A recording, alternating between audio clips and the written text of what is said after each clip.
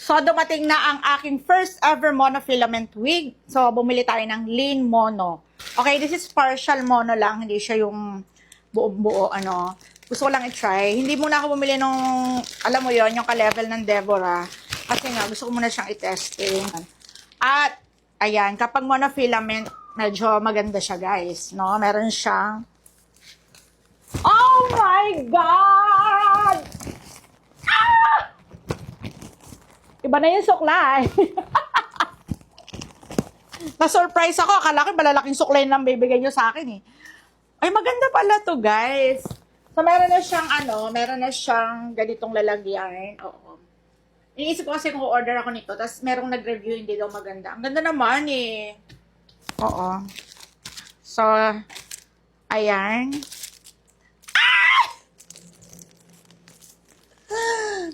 Meron tayong HD wig cap. Dalawa.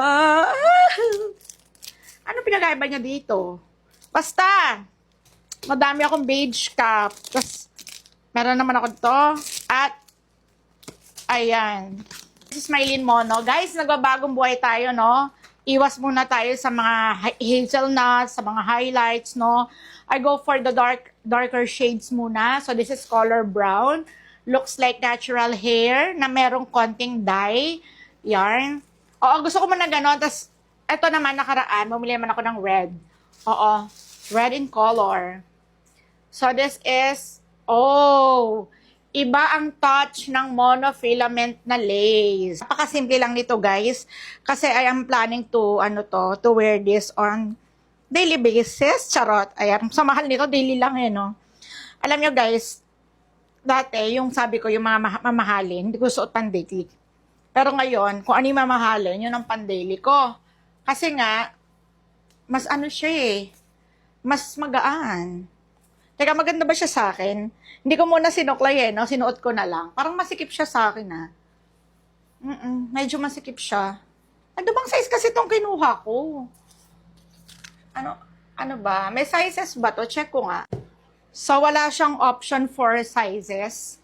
So, sakto siya sa ulo ko, guys.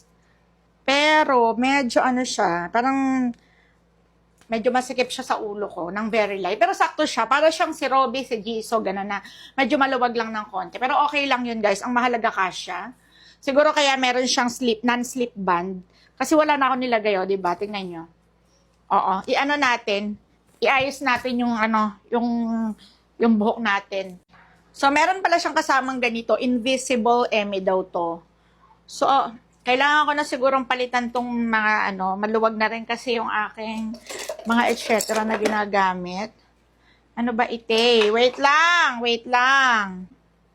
Ayan. Kailangan kompletos recados ang etc. ng lola mo. Okay. Pag ito talaga, hindi pa rin. Last na to.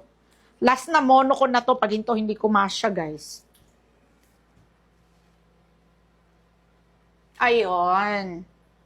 Yun naman pala. Ayoko talaga ng may non-slip band. Ayun. Ayan. Okay na ba?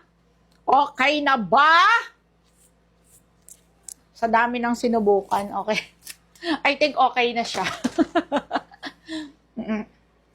So, mas masikip siya sa akin as compared dun sa mga snowflakes lace na sobrang luwag naman. Eto, saktong-sakto siya. Mas maluwag naman siya kaysa sa Emi sa Jisoo. Kasi yung Emi Jisoo, tawag dito, Robbie ko, masikip yun sa ulo ko.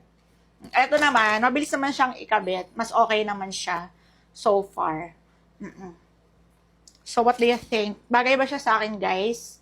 Talaga bang mag-i-stick na tayo sa mga darker shades? Like this one? Ayan. Ano sa tingin nyo, guys? Okay, guys, this is lean mono. At kung gusto nyo nito, tingnan nyo sa showcase. Huwag kayong maghanap ng wala dyan sa baba. Yun lang.